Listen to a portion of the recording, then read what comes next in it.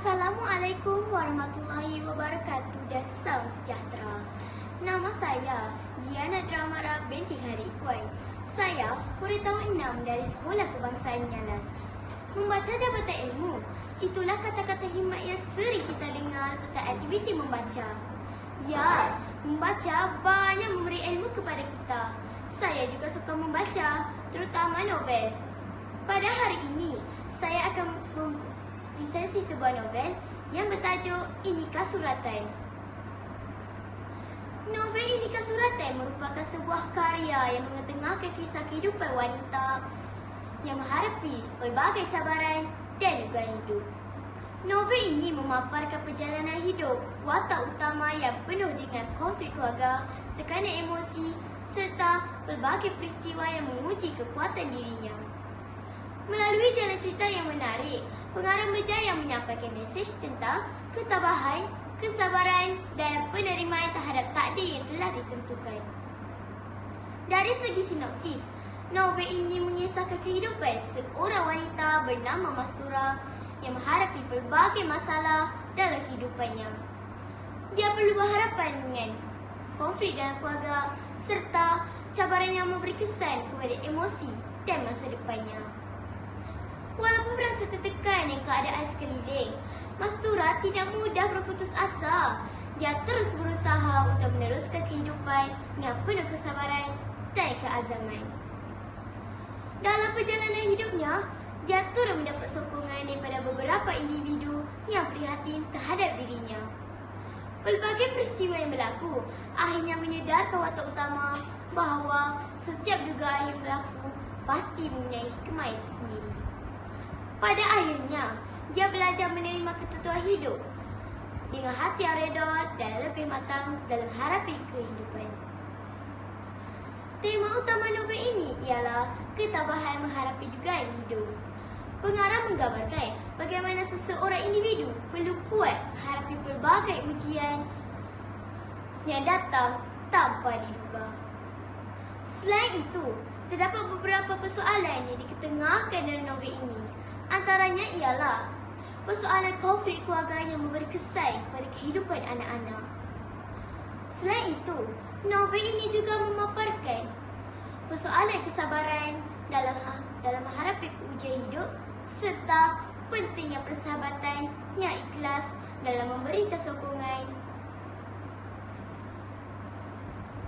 Persoalan pengorbanan juga jelas ditonjolkan apabila watak-watak dalam cerita sanggup melakukan sesuatu demi kebahagiaan orang lain.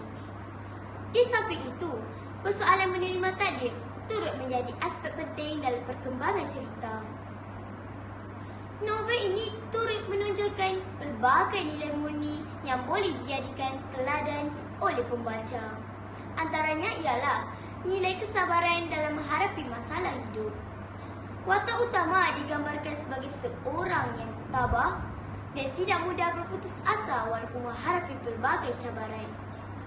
Selain itu, nilai kasih sayang antara ahli keluarga dan rakan-rakan turut dipaparkan dengan jelas. Nilai tanggungjawab turut ditonjolkan apabila watak-watak dan cerita berusaha melaksanakan tanggungjawab masing-masing terhadap keluarga dan diri sendiri. Nilai keinsafan turut diketengahkan apabila seseorang menyedari kesilapan yang dilakukan dan berusaha memperbaiki diri. Berdasarkan novel ini, terdapat beberapa pengajaran yang boleh diperoleh. Antaranya ialah kita hendaklah tabah dalam menghadapi segala dugaan hidup. Selain itu, kita juga perlu menghargai keluarga dan sahabat yang sentiasa menyokong kita ketika menghadapi kesusahan. Kita juga harus menerima setiap ketentuan hidup dengan hati yang reda kerana setiap perkara yang berlaku pasti mempunyai hikmah. Dari segi watak dan perwatakan, watak utama dalam novel ini digambarkan sebagai seorang perempuan yang tabah, sabar dan bertanggungjawab. Walaupun menghadapi pelbagai cabaran, dia tetap berusaha untuk meneruskan kehidupan dengan penuh semangat. Selain itu, terdapat watak ibu atau ahli keluarga yang digambarkan sebagai seorang penyayang tetapi tegas dalam mendidik anak.